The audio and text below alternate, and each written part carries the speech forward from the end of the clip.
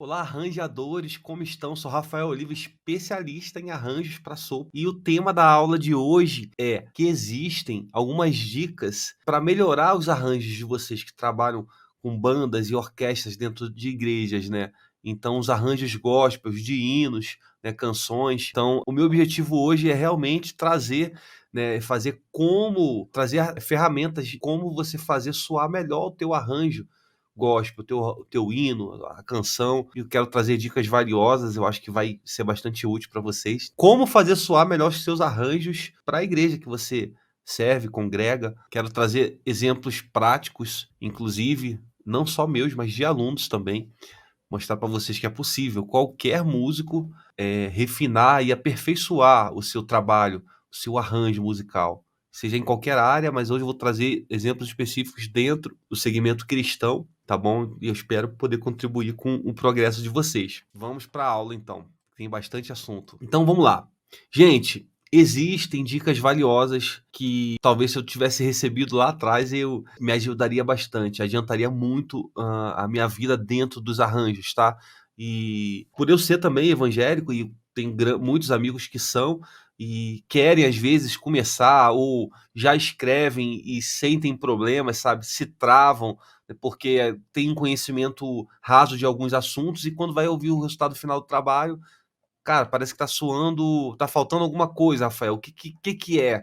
Né, e a maioria das vezes é que não tem como identificar uma única coisa, quando você ouve um arranjo de alguém que não tem as bases bem sólidas. Quando eu falo bases bem sólidas, de diversos segmentos, dentro da música que trabalha na construção de arranjo. Harmonia, como harmonizar sem chocar melodia, cuidado com os instrumentos graves, né, o cuidado com ligue, enfim, um contexto geral, os dobramentos, os contracantos, várias matérias. Então é difícil, gente.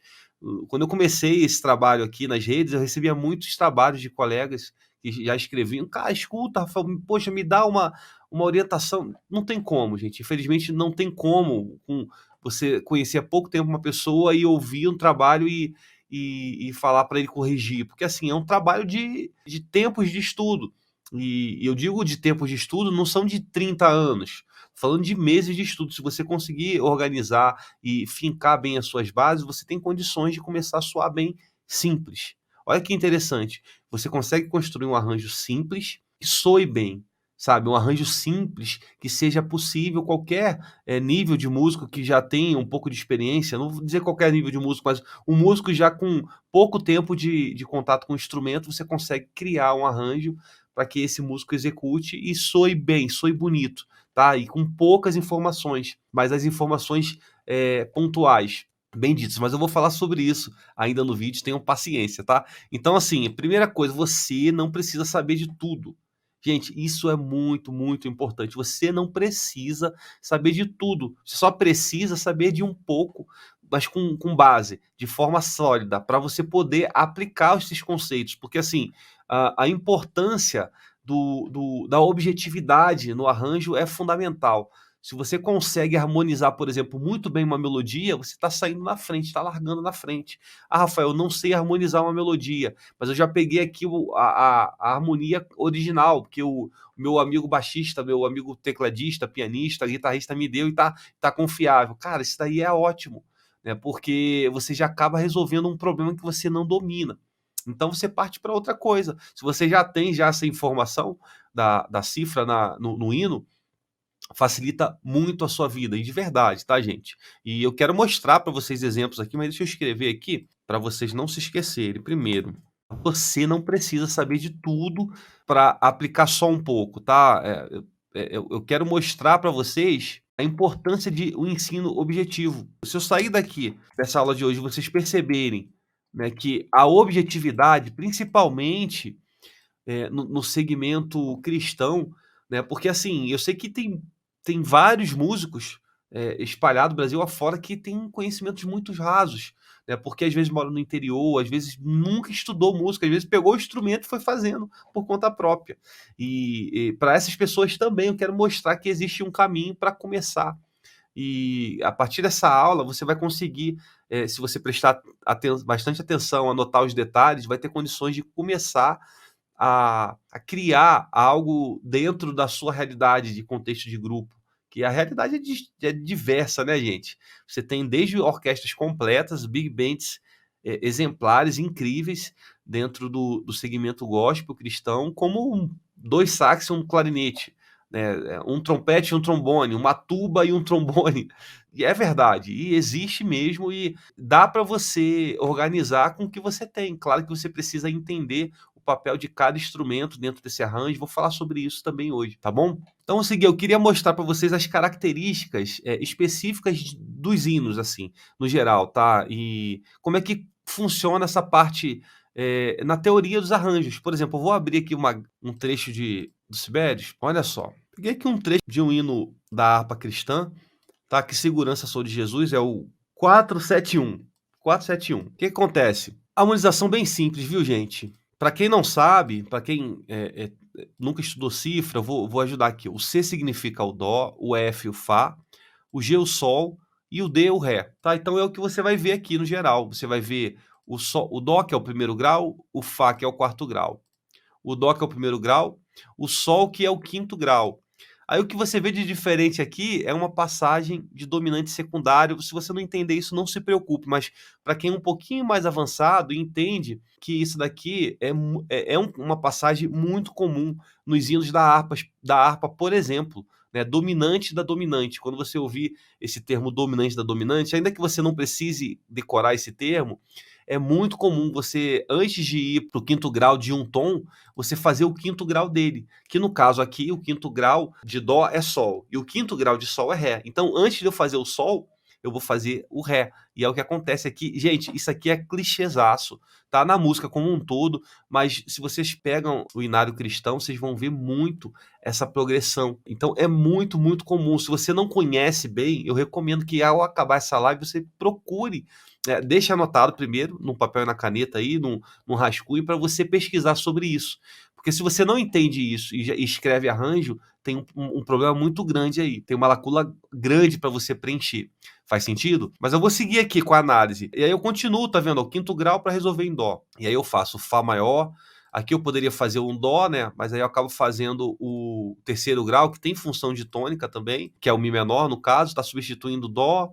Lá menor também substitui o Dó. Ré menor. Tá vendo? Tudo acorde do campo harmônico de Dó maior. Gente, não tem segredo nenhum. Não tem mistério, de fato. Então, você pega o campo harmônico de Dó maior e gera os acordes lá, Dó, Ré menor, Mi menor, Fá maior, né, Sol, Lá menor, tá tudo aí. Então é uma harmonização simples, mas olha, tá muito boa. Tá uma harmonização muito legal para você trabalhar com o teu arranjo. O único detalhe que não tá no campo harmônico, mas eu gosto de chamar isso aqui de expansão do campo harmônico, esse dominante secundário, esse Ré com sétima.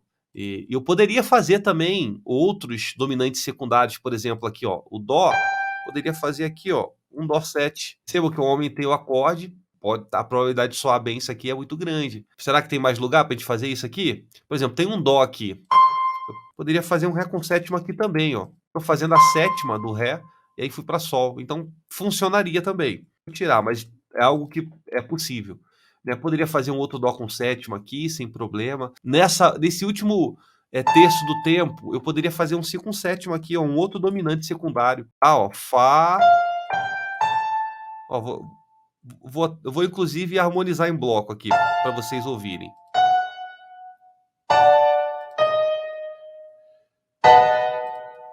E aí vou harmonizar em bloco aqui também. A 4 vozes, eu vou botar uma sétima então aqui. A 4 vozes. Só esse compasso como soa. Opa, deixa eu botar o Dó aqui também para completar, né? Tá, daqui então.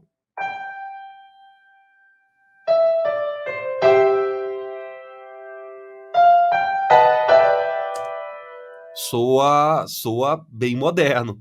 Isso numa questão de naipe, se você quiser ser um pouco mais agressivo, você pode usar essa técnica sim. No contexto mais tradicional, talvez eu não usaria, mas tô mostrando para vocês que é possível. Aí seguindo, ao invés desse Lá menor, eu poderia usar um Lá7, soaria uma nona aumentada aqui, talvez nesse contexto ficaria moderno demais. Mas enfim, o fato é que dá para você fazer vários trabalhos aqui. Eu posso fazer um outro Ré com sétima aqui, tá? Isso aí num contexto só de dominante e secundário, gente.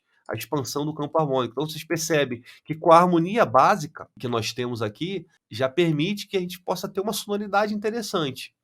Mas nada impede da gente expandir isso, nada impede. E por conta disso, a lógica seria a seguinte, cara, eu quero passar para vocês 3 pontos de cuidados para os arranjos de vocês, tá? Para os hinos que vocês vão trabalhar, para as criações que vocês irão fazer, tá? 3 pontos. E aí, esses 3 pontos é o seguinte, gente. Primeiro, você precisa saber o papel dos instrumentos. Caramba, como assim, Rafael? Calma lá que eu vou chegar. Segundo ponto, é a melhor técnica para os hinos. E o terceiro ponto é o que evitar. Então gravem isso, anotem aí que eu vou voltar lá para nossa tela do Sibelius. Tá? Repetindo aqui os 3 pontos. Primeiro, o papel dos instrumentos dentro do contexto do arranjo, a melhor técnica para os hinos e o que evitar. Então, deixa eu voltar aqui agora para o Sibelius. E aí, gente, o primeiro ponto é o papel de cada instrumento. Eu estou, por exemplo, aqui na redução, né? Mas imagina que esse arranjo está pronto. Eu harmonizei direitinho, fiz tudo que era para ser feito, e agora o papel dos instrumentos. Então, por exemplo, eu imaginei uma condução dos graves. Por exemplo, se eu coloco o trombone baixo para fazer esse grave, funciona. Se eu coloco o barítono, também funciona. Saxofone barítono. Agora, se eu pego o grave para no grave eu coloco o trompete para fazer esse grave, gente, não vai funcionar, porque é uma outra linha, tá? O trompete não vai fazer o baixo, tendo uma formação grande de orquestra, big band. O trompete ele vai estar encarregado de fazer normalmente o quê? A melodia, de fazer o contracanto, de fazer até mesmo a harmonia. Mas para fazer o baixo, né, a nota que determina o nome do acorde, isso faz total diferença em qualquer contexto de arranjo mais simples para arranjo mais moderno, o baixo ele é muito, muito importante. Então eu tenho que ter essa noção, né, de qual instrumento, onde é que os instrumentos estão funcionando. Eu não posso pegar uma frase que é para um contexto de flauta e jogar para o trombone. E o inverso também. Uma frase que é do contexto do trombone jogar para a flauta. Vai soar estranho. Não é só porque a nota tá certa, grava isso aí. Não é só porque a nota tá certa que o teu arranjo vai soar bem. Não é. Porque quando eu comecei eu sabia tudo de harmonia e os meus arranjos eles soavam esquisito, porque eu não tinha essa relação. Então, saber o papel dos instrumentos é fundamental para qualquer grupo, em qualquer contexto, e nesse segmento não é diferente, tá? O item 2, cara, esse item 2 é fundamental. A gente demora muito para entender esse item 2, gente, porque o item 2 é a melhor técnica para os hinos. E aí eu estou trazendo a melhor técnica para os hinos. É claro que você precisa saber o contexto do grupo que você está trabalhando, se são músicos experientes, músicos iniciantes, músicos que estão começando, músicos intermediários, isso vai mudar tudo. Mas o que eu sempre costumo falar para os meus alunos é, se você está com dúvida em qual técnica você vai utilizar no arranjo, opte pela mais simples. Caramba, Rafael, o que é isso, cara? Eu tô estudando, tô aprendendo coisas novas, e você me fala que é para fazer o mais simples? É, gente, o mais simples vai funcionar, né? Se você viu que o mais simples funcionou, mantém esse mais simples, não tenha vergonha. Grandes arranjos você pega a grade e analisa, você vê que assim a simplicidade é o ouro, a simplicidade é o que funciona, tá? Então, principalmente para vocês que estão começando, olha só, principalmente, mas para quem já está ralando aí na estrada, tem que se preocupar com isso também, porque o que eu mais vejo no geral, né, são pessoas que estudam um pouquinho, acha que sabe um pouquinho da técnica, aí começa a tentar fazer tudo rebuscado, chega no resultado final como fica. O importante é o resultado final, gente. Não adianta eu chegar para vocês daqui com milhares de técnicas. Se não estiver suando bonito, pô, o que adianta? Vai falar, ah, tá legal, o Rafael sabe tudo de arranjo, mas não soa bonito o trabalho dele, então não adianta, sabe? Então, opte pela técnica mais simples. E com o tempo você vai rebuscando um pouco aqui, outro pouco lá, tá bom? Então, esse é o segundo ponto. E o terceiro, cara, esse terceiro eu vou falar, e eu tenho certeza que se vocês forem sinceros, vocês vão escrever aí que vocês já cometeram esse erro. Porque o terceiro ponto é o que evitar. E, cara, uma das coisas que eu mais procuro falar para os alunos evitarem é a parte do excesso de informação, sabe? A questão do baixo, né? Eu pego trabalhos que, cara, tem mais informação no baixo do que na melodia. Você escuta mais a linha do baixo do que a melodia. Aí tu fica até na dúvida, pô, mas é uma melodia ou é um contracanto? A música inteira, né? Você não escuta nada de melodia, mas aí escuta o baixo dobrando, tocando um monte de nota. Gente, não é por aí, não é por aí. É complementando o ponto anterior. Então tente evitar algo muito exagerado nas regiões graves especificamente e principalmente valorize a melodia. A melodia é a atriz principal da música. Se você não valoriza a melodia, tem alguma coisa errada. Se você escuta um arranjo e você não percebe exatamente aonde está a melodia, tem algum problema no seu arranjo. Entendeu? Se eu ouvir um arranjo seu e ficar em dúvida, isso aqui é uma melodia ou é um contraponto? Isso aqui é uma melodia ou é linha do baixo? Se eu ficar com essa dúvida, tem algum problema no seu arranjo. Então, são pontos específicos e eu acho que vale muito a pena ser reforçado, porque é fundamental. Também é fundamental. Faz sentido o que eu estou falando para vocês, gente, até aqui? Me falem. Já dá o like, né, nesse vídeo. Se você também não é inscrito no canal, já aproveita e se inscreve. É um canal onde eu compartilho conteúdo de arranjo diariamente. Então não perde essa oportunidade. E também já aproveita e clica aí na setinha, compartilhar, manda esse vídeo para algum amigo que você acha que vai ser ajudado com esse conteúdo, tá bom? E eu quero mostrar para vocês um exemplo completo. Ó, essa mesma música foi que a gente viu no começo, tá? De uma forma mais simples. Então deixa eu botar a música aqui, que eu não cheguei, nem botei a melodia. Aqui, só esse trecho, ó.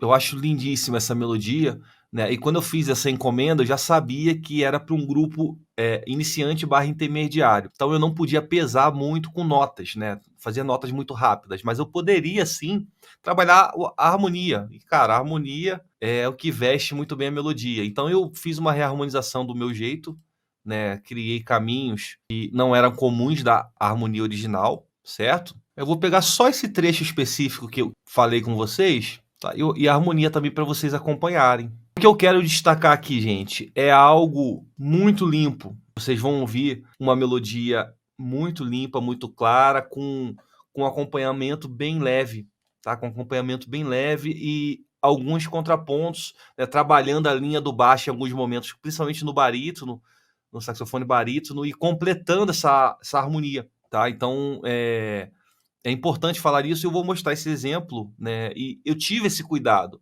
de fazer algo cristalino, tá? Então deixa eu botar ele completo aqui para vocês enxergarem melhor. Só um trechinho.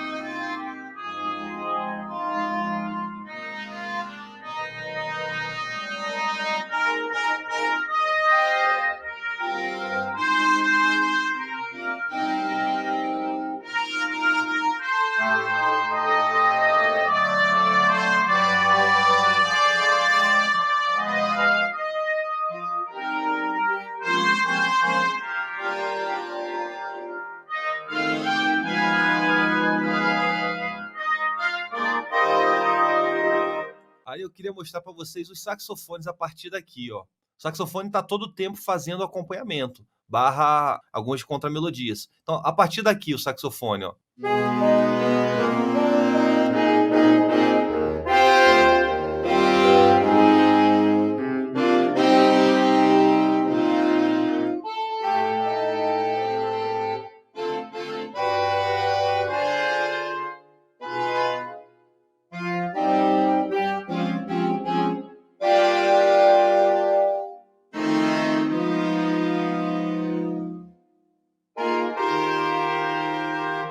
Então vocês percebem como há uma atuação no grave, mas sem excesso de informação, né? Há uma brincadeira de baixo, por exemplo, aqui, nesse compasso aqui, o barítono ele ataca sempre na cabeça do tempo, e o restante do naipe entrega depois, né? E causa contraste quando você escuta isso aqui.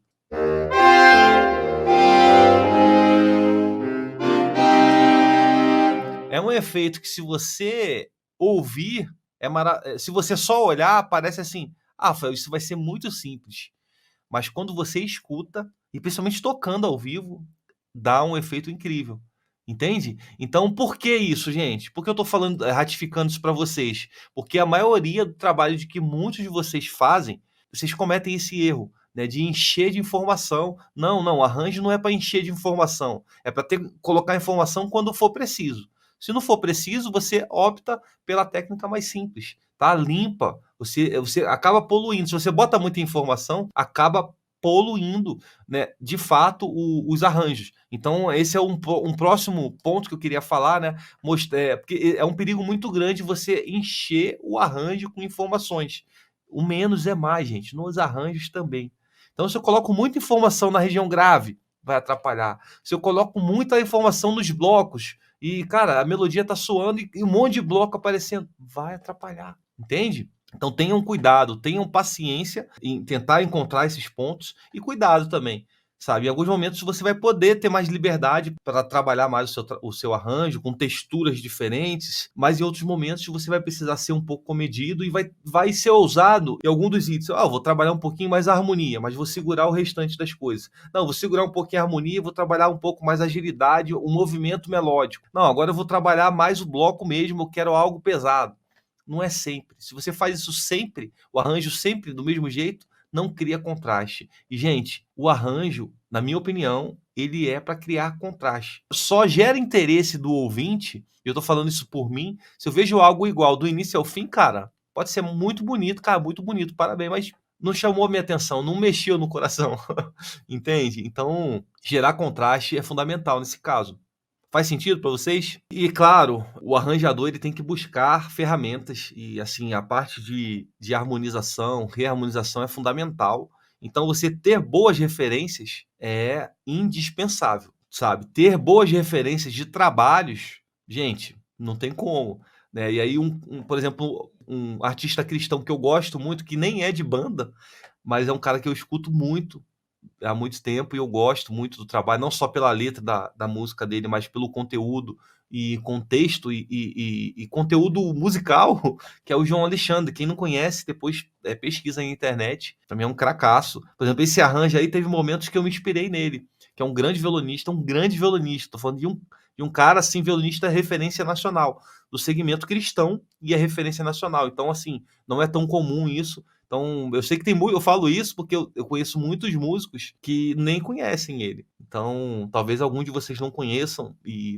fica aqui a minha indicação de um trabalho fenomenal, um trabalho sério, cristão. Eu acho que vai de encontro com muita coisa que eu tô falando aqui, entende? João Alexandre, violonista. Maravilha? Legal, vamos seguir então, porque o que eu quero fazer? Eu quero mostrar exemplos de alunos meus. Então vou pegar aqui, vou entrar aqui na comunidade, que eu quero mostrar muito de encontro ao que eu falei aqui. Então vou mostrar primeiro o trabalho aqui de um dos alunos, um trabalho, se você analisar assim friamente, um trabalho com poucas informações inicialmente, mas ó, soando bonito, soando simples e obedecendo esses pré-requisitos que nós falamos aqui. Esse é o trabalho do William, tá? William Antônio.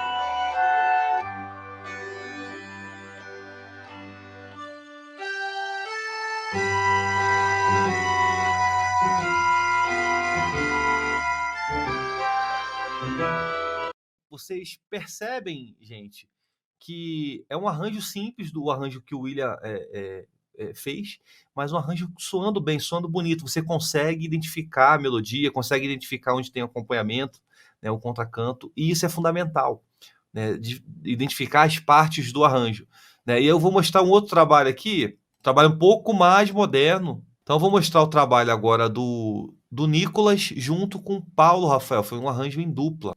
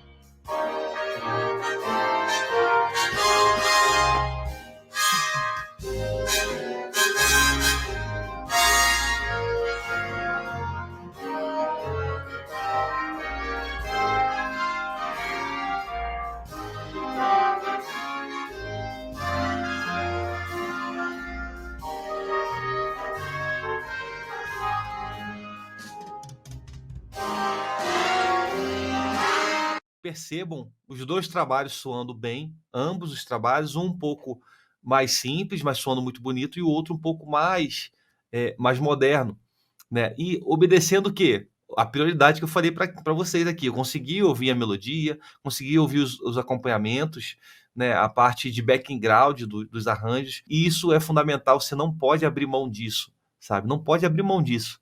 O que adianta eu ter um baita de um arranjo escrito para orquestra se eu não estou ouvindo nem a melodia? Não faz sentido. Se vocês botarem aí jazz sinfônica e junto com cantores da música popular, tem tido vários concertos, né, só com a formação das cordas com o cantor e uma seção rítmica.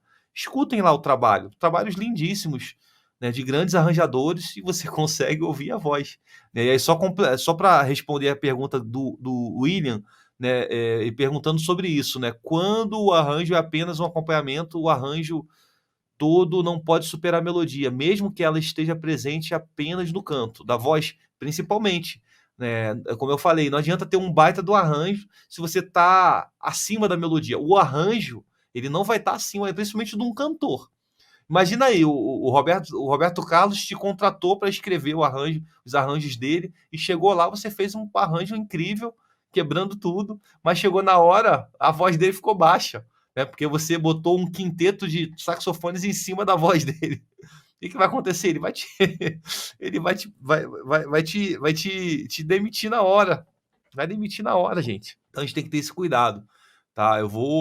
Nas próximas semanas, eu vou compartilhar com vocês um arranjo meu, que é cantado, né, de uma apresentação que ainda vai acontecer, e eu espero que aconteça tudo bem, né, e eu consiga mesclar isso, né, contexto de banda com o cantor, porque assim, a melodia precisa aparecer, o arranjo, ele é um complemento, né? Então, por mais que tenham prioridades, né, tenham hierarquias dentro do arranjo, então tem a melodia, tem os contracantos para aparecer, a harmonia, o baixo, tudo isso tem que aparecer, cada um em cada momento. Mas a melodia principal, ela tem que ser prioridade. A melodia é a atriz principal. Então, não faz sentido você deixar ela de segundo plano. Não faz sentido mesmo, viu, gente? Isso daí, pelo menos eu nunca vi nenhum arranjador ter uma postura diferente do que essa que eu estou comentando com vocês aqui.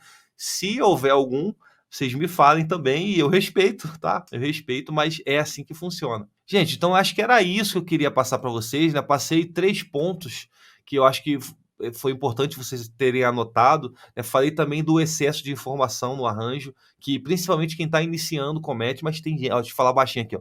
Tem gente que tem mais tempo aí, escreve há 20, 30 anos, mas escreve assim, de qualquer jeito, né? E não presta atenção nisso. Então, assim, o menos é mais, sabe? Não é para encher. O teu arranjo não vai soar bem se você botar um monte de coisa aleatoriamente. Não é isso que faz o arranjo soar bem. São técnicas, tá? Eu passei para vocês alguns caminhos aqui. Então é simples assim. Com poucos ingredientes você já consegue ter resultado. Mostrei para vocês o arranjo meu, mostrei os arranjos de alguns alunos e é assim que funciona, sabe? O menos é mais nos arranjos também, não é diferente. Legal demais, gente. Um grande abraço a todos. Valeu!